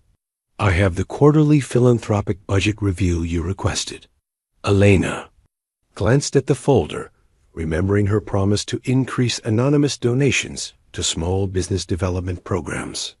The initiative had started as a tax strategy and evolved into something more personal over the years. A way to help people like Miguel without the complications of direct involvement. People like Miguel, who now knew exactly who she was and hated her for it. Cancel all philanthropic activities for this quarter, Elena said abruptly. Her assistant blinked. All of them? Even the education grants? All of them. Elena closed the folder without reading it.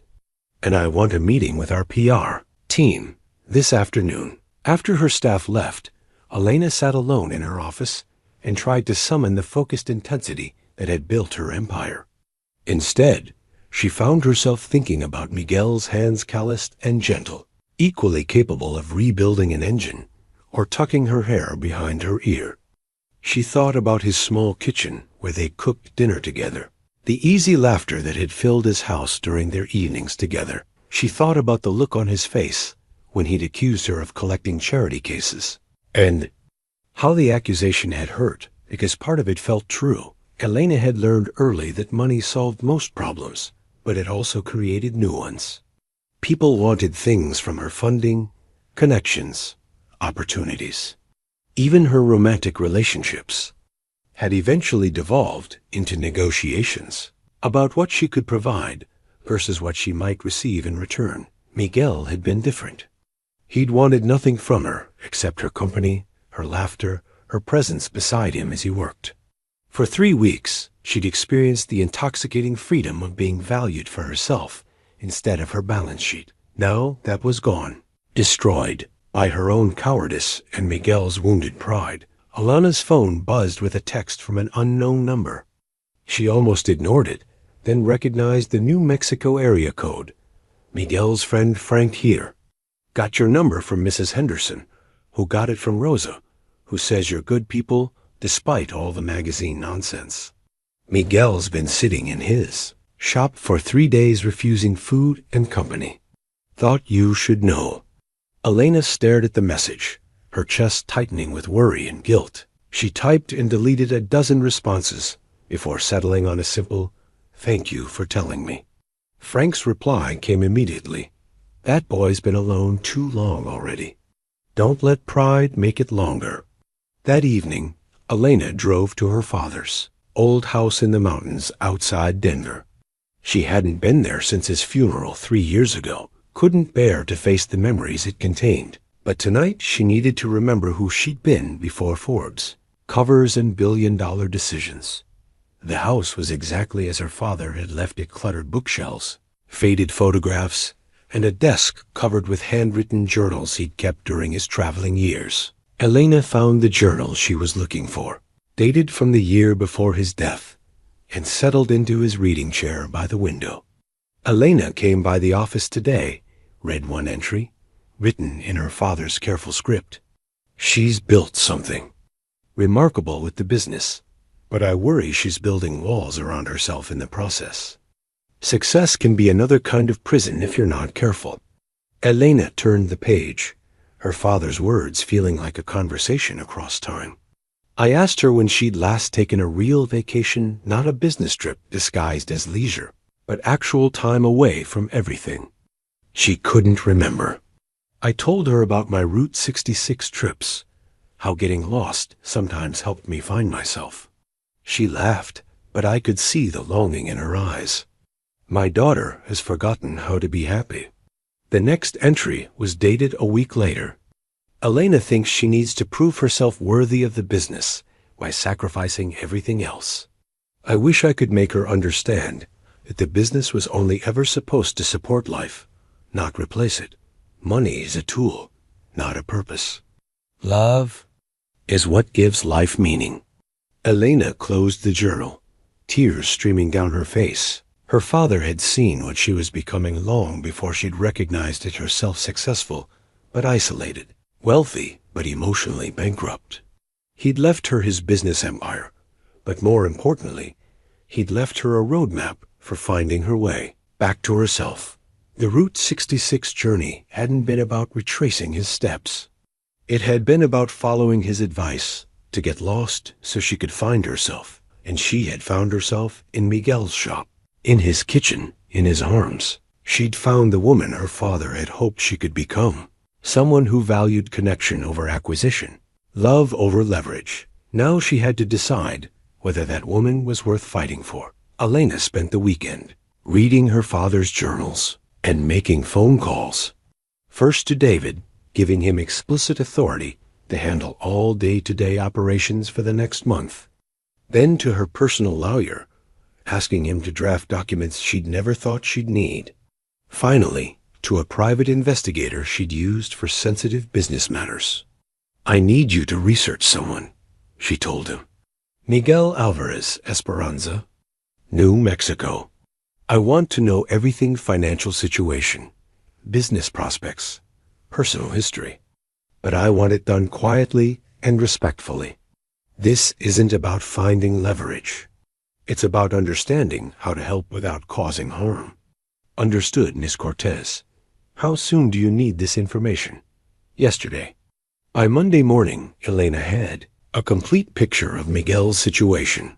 His shop was indeed struggling, surviving on routine maintenance and the occasional restoration project.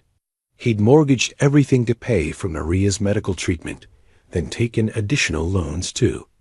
Keep Gabe in school. His credit was stretched thin, but he'd never missed a payment or compromised his work quality. More importantly, everyone the investigator interviewed described Miguel the same way: honest, skilled, generous to a fault. He'd helped countless neighbors with automotive problems, often refusing payment. He'd donated his time to teach basic car maintenance at the local high school.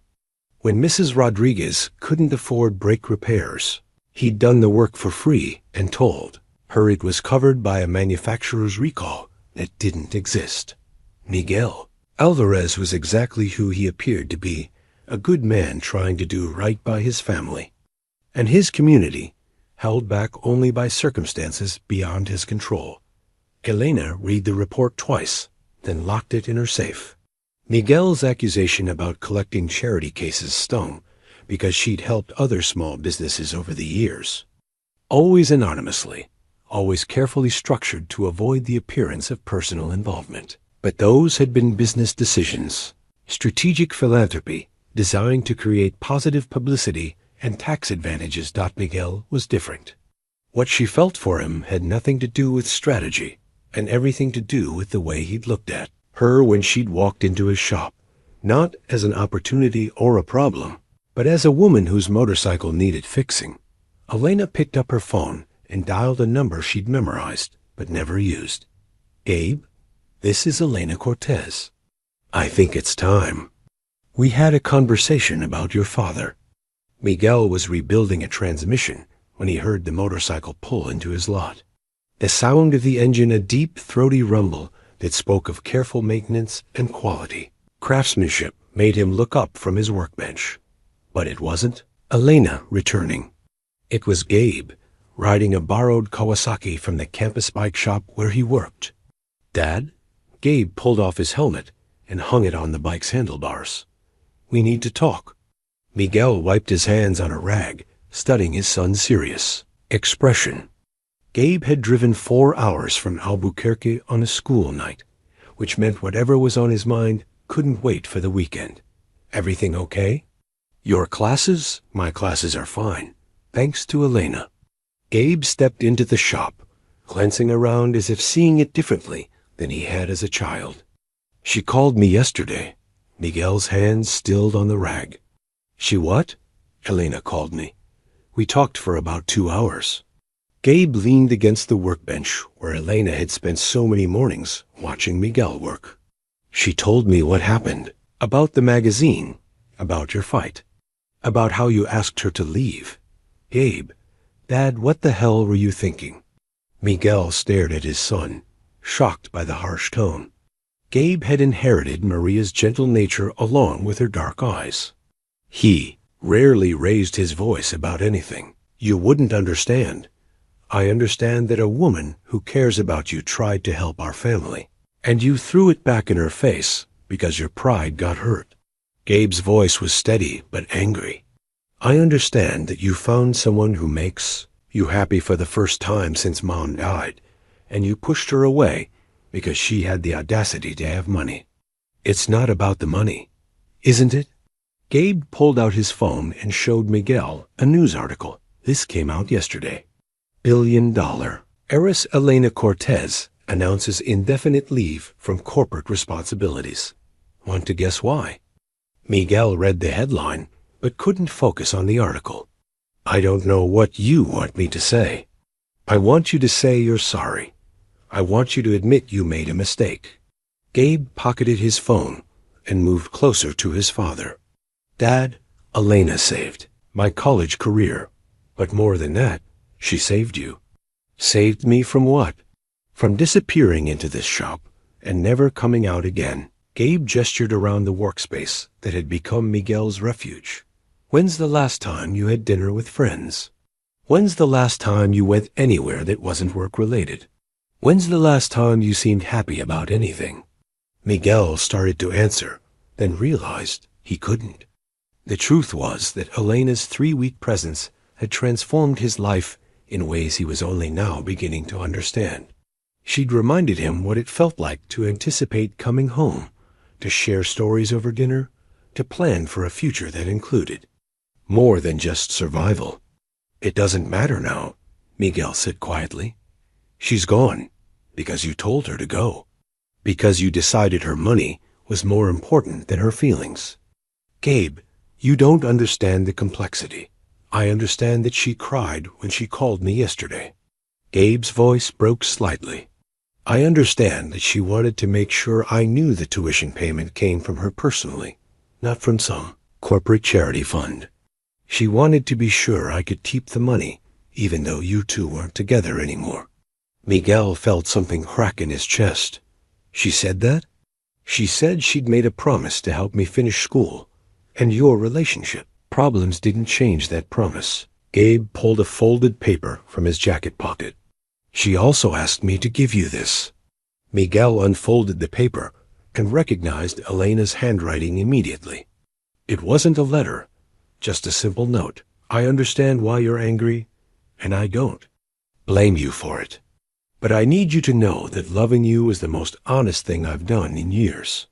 Miguel stared at the note until the words blurred. When he looked up, Gabe was watching him with an expression Miguel remembered from childhood, the look Gabe wore when he was trying to solve a problem that seemed too big for him. Dad, can I ask you something? Miguel nodded, not trusting his voice. What would Mom say if she were here right now? The question hit Miguel like a physical blow.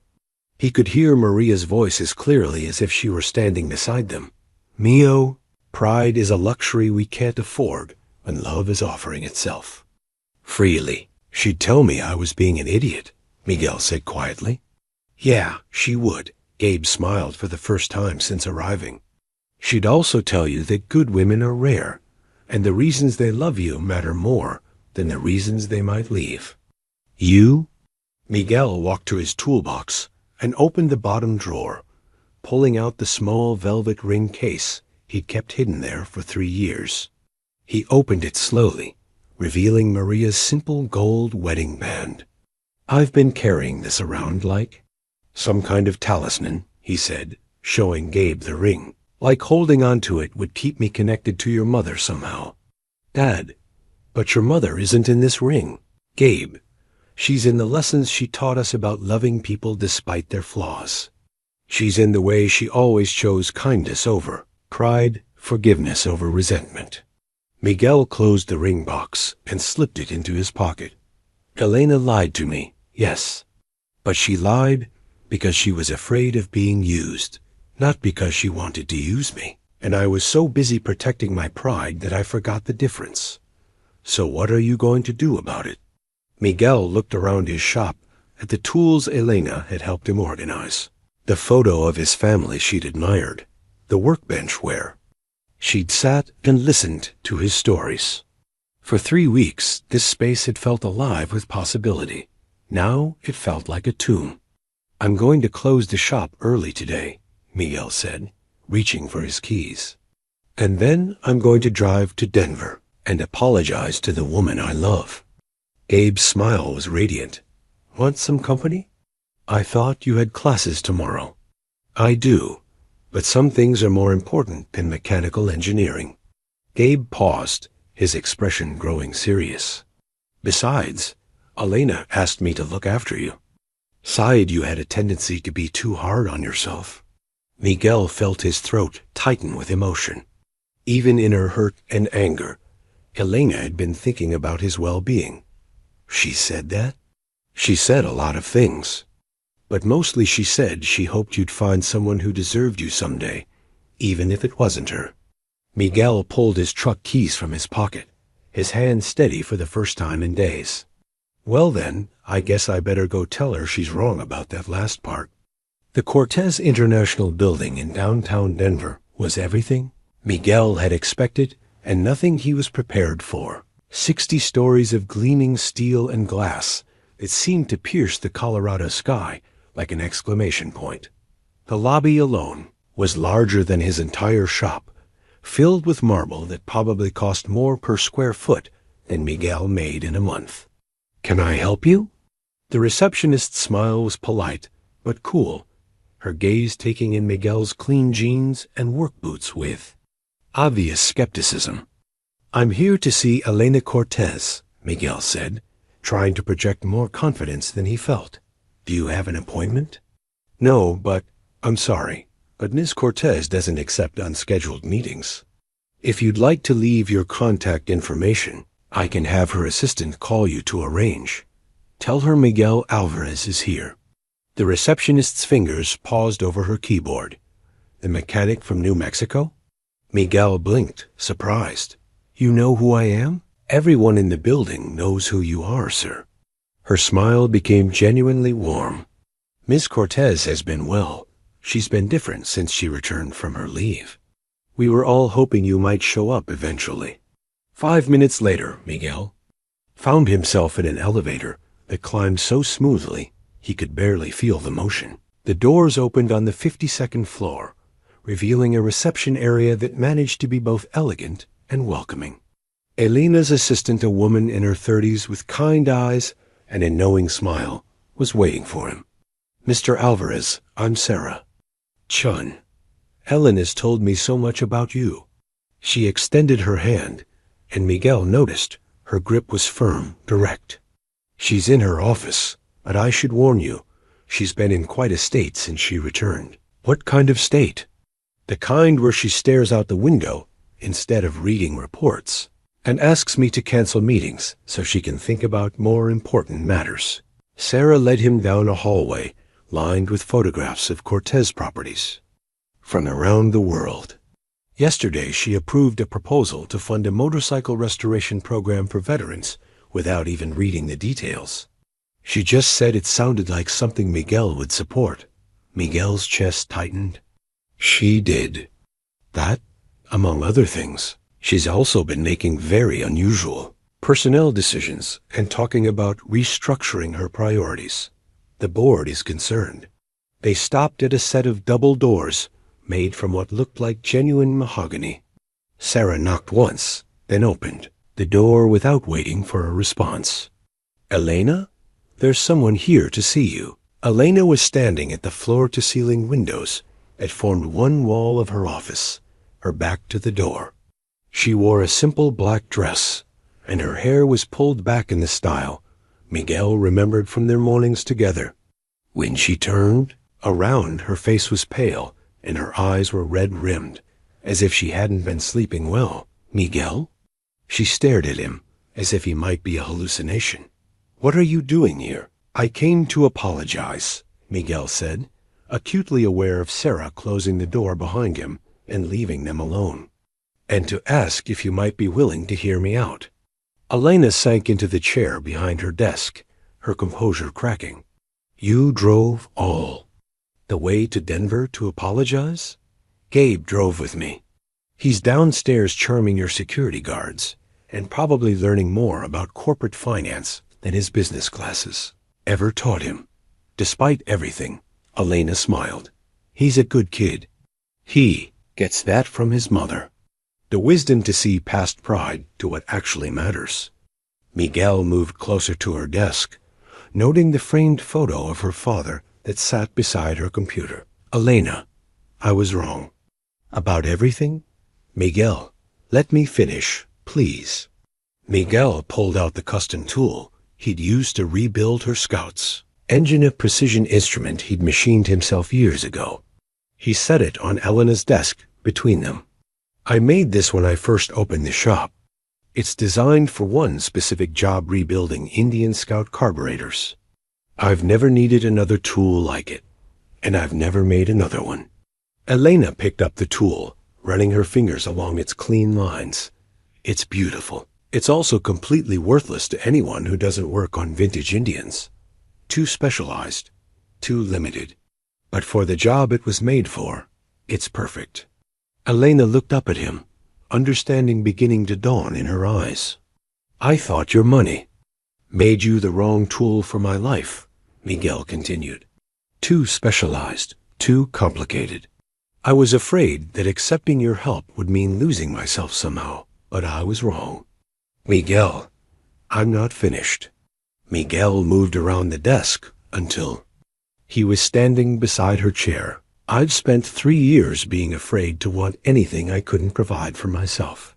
I convinced myself that being alone was the same as being strong.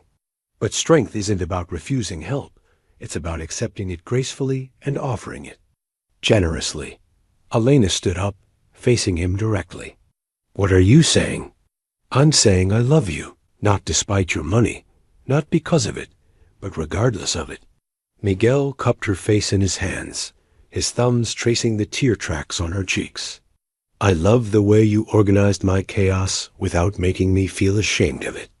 I love how you listened to my stories about Maria without trying to compete with her memory. I love that you paid for Gabe's education and then worried about preserving my dignity. Miguel, I love that you're brilliant enough to run $1 billion empire and generous enough to care about one mechanic's dreams. I love that you're strong enough to walk away from everything you built because you were brave enough to admit it wasn't making you happy. Elena's tears were flowing freely now. I love you too, but I still don't know how to make this work. Our worlds are so different. Then we'll build a new world together. Miguel reached into his pocket and pulled out a folded set of papers. I had my lawyer draw these up yesterday. It's a business proposal. Elena unfolded the papers, her expression growing confused as she read. Partnership agreement for Alvarez and Cortez Custom Motorcycles? 50-50 ownership. You provide capital and business expertise. I provide craftsmanship and operational management. Equal partners in everything. Elena stared at the papers, then at Miguel. You want me to be your business partner? I want you to be my everything partner. Business, personal, life, all of it. Miguel took her hands in his. Elena, I don't want your charity, and I don't want to be your project. But I do want to build something beautiful with you. Something that honors both of our strengths. Elena was quiet for a long moment, studying the partnership agreement. This is legally binding? Every word. Equal decision-making authority? Complete. And if our personal relationship doesn't work out? Miguel's jaw tightened. Then we'll be two people who care about each other, running a business together. But Elena, I'm not planning on our personal relationship not working out.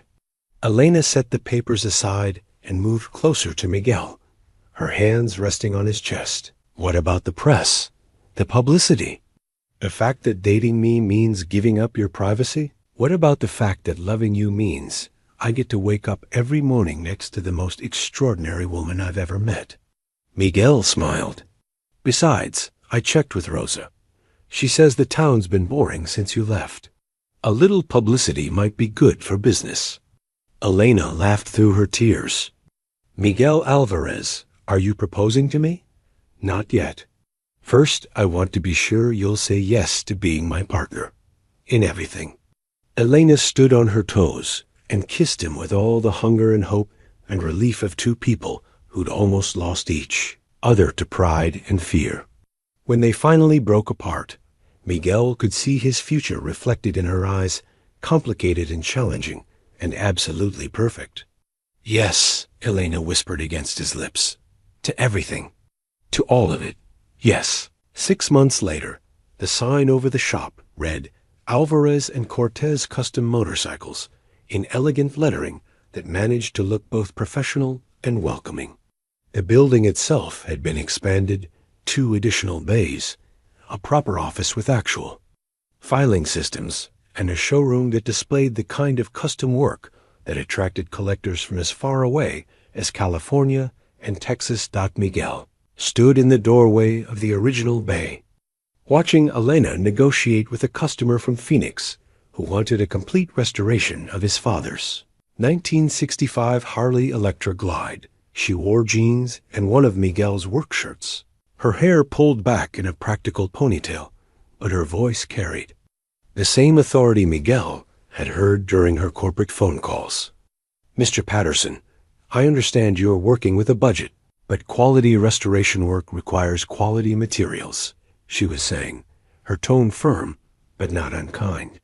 We can certainly work within your price range, but I won't compromise on the integrity of the work. Your father's bike deserves better than that. The customer nodded, clearly impressed despite his initial skepticism about taking advice from someone who looked more like a garage manager than a business executive. Elena had that effect on people once they heard her speak about motorcycles or restoration work. Her obvious expertise overrode any preconceptions about what a billionaire heiress should look like. How's the schedule looking? Miguel asked when Elena finished the consultation and walked Patterson to his car. Booked solid through Christmas, Elena said, sliding her arms around Miguel's waist. Mrs. Chun's nephew wants us to build him a custom chopper for his graduation gift, and that collector in Santa Barbara is still interested in commissioning a replica of your 47 Knucklehead. Our 47 Knucklehead, Miguel corrected gently.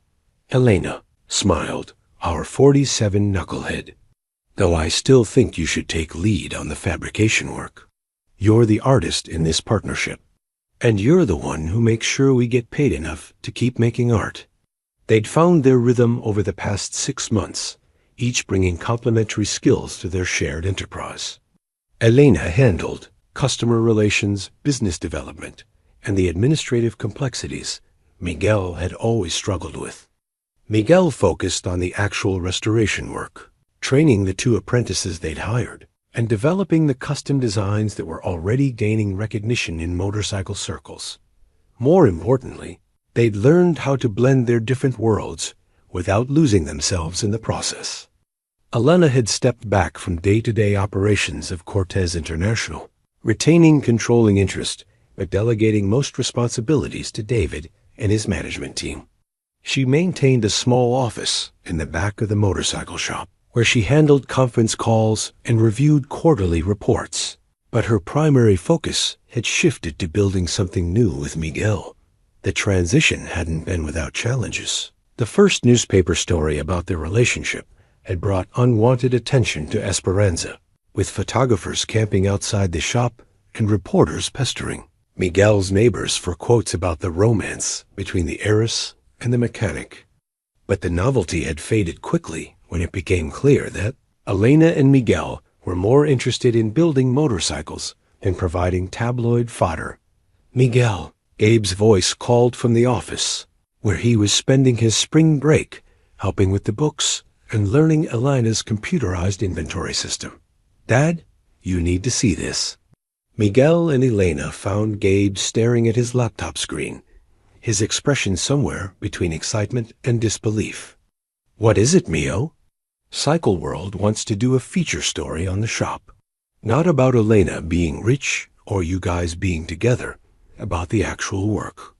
They want to profile the Knucklehead replica and interview you about traditional restoration techniques. Elena squeezed Miguel's hand. That's wonderful news. It gets better, Gabe continued, scrolling through the email. They're calling the shop a perfect example of how artisanal craftsmanship and modern business practices can create something greater than the sum of their parts. Miguel felt a familiar surge of pride, the same satisfaction he'd experienced. when he'd first heard Elena's scout engine purr back to life. But this was different, bigger. This was recognition, not just for his individual skill, but for what he and Elena had built together. "We should celebrate," Elena said. "Rose has been asking when we're going to have that official grand reopening party." "About that," Miguel said, pulling a small velvet box from his pocket. "I was thinking maybe we could combine celebrations." Elena stared at the box, her eyes widening. "Miguel, I know we said we'd take things slow. I know there are still complications to work through. But Elena, I want to marry you. I want to wake up every morning knowing we're building this life together, not just trying it out temporarily." Elena opened the box to reveal a simple diamond solitaire, elegant but not ostentatious, the kind of ring that would look right on a woman who worked with her hands. Miguel had chosen it carefully, wanting something that honored both Elena's sophisticated taste and their shared commitment to substance over flash. "It's perfect," Elena whispered, tears starting to flow. "But Miguel, are you sure? Being married to me means... Being married to you means I get to love you officially, instead of just hopefully." Miguel took the ring from the box and slipped it onto Elena's finger. "Everything else we'll figure out as we go."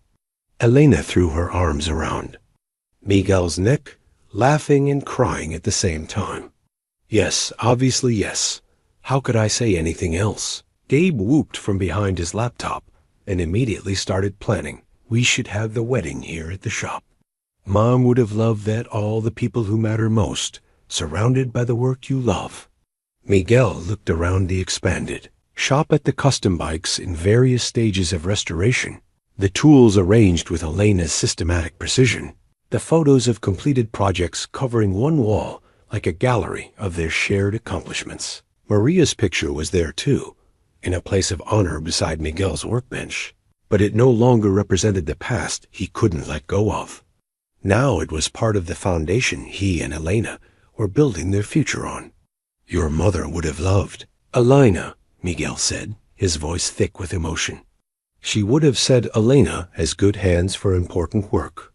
That evening, they closed the shop early and drove to the overlook where they'd shared so many conversations during Elena's first weeks in Esperanza. The desert stretched endlessly before them, painted gold and crimson by the setting sun. "Any regrets?" Miguel asked, watching Elena study her engagement ring in the fading light. "About which part? Falling in love with a man I met by accident? Giving up corporate life to rebuild motorcycles in a town most people have never heard of? Agreeing to marry someone who thinks a perfect date involves rebuilding carburetors together? Any of it. All of it." Elena leaned against Miguel's shoulder, her hand finding his with the easy familiarity of two people who'd learned to move as one unit. "Miguel, 3 years ago, I thought success meant having enough money to solve any problem and enough power to control any situation. I thought love was a luxury I couldn't afford because it made me vulnerable. And now? Now I know that real success is finding someone who sees your flaws and chooses to love you anyway. Someone who makes you better, not by fixing what's wrong with you, but by believing in what's right with you." Miguel kissed the top of Elena's head, breathing in the scent of her shampoo, mixed with the motor oil that seemed to cling to both of them these days. "I love you, Elena Cortez. I love you too, Miguel Alvarez. And I can't wait to see what we build next." Below them, the lights of Esperanza began to twinkle in the gathering darkness, a small town that had become home to an extraordinary love story. And in the distance, Route 66 stretched toward the horizon, still carrying travelers toward whatever dreams awaited them down the road.